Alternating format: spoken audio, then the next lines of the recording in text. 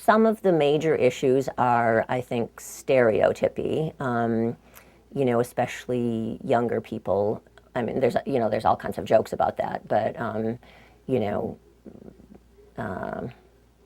whatever. I guess I won't cite the jokes, but just the humorous view that older people even would be sexually active.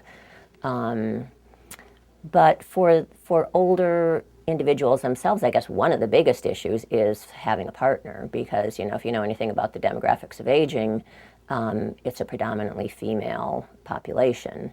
I think when you get to age 100, it's about 10 to 1, I think, females to males. But even younger than that, women live longer than men. So for a lot of people, who've lost their partner, just having a partner is a big issue.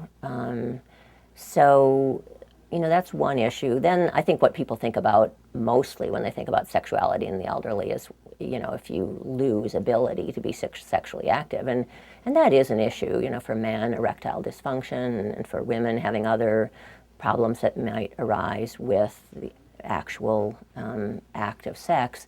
But, what's interesting, I mean, first of all, there's ways to deal with that. Now in this day and age, there's numerous interventions that are very successful. The erectile dysfunction drugs, for one thing, have kind of revolutionized, male sexuality in older years.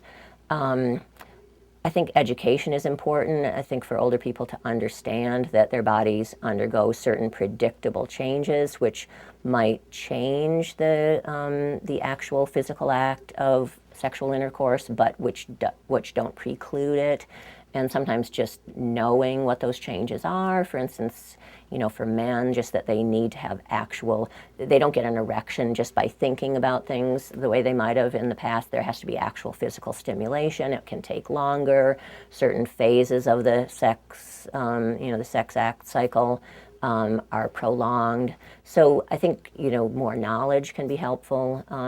But for a lot of older people, it's really not the sexual intercourse part that's so important. It's really the intimacy, the ability to touch, to be physically intimate, as I said, to have a partner. So, there's a lot of issues. But what's interesting is that a lot of older people are interested in having some aspect of sexual expression, whether it's intercourse or not. That's coming out a lot more. I mean, I think the baby boomers aging are kind of throwing a whole bunch of things up in the air, and they're determined to do it in a different way, and they don't want to be that frail person that everyone thinks of when they think of getting older. So they are, really kind of pushing the envelope in terms of physical activity, staying healthy, aging well, and being sexually active into late years is, I think, part of that. So probably it's going to just become more prevalent that older individuals are interested in being sexually active.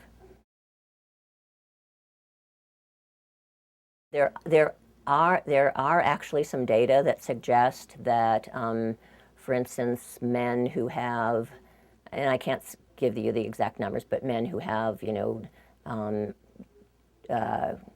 2 climaxes a week add so many years onto their life. So, I don't know if I don't know how good that research data is. It may very well be that men who are able to have sexual activity tend to be healthier, and therefore they live longer.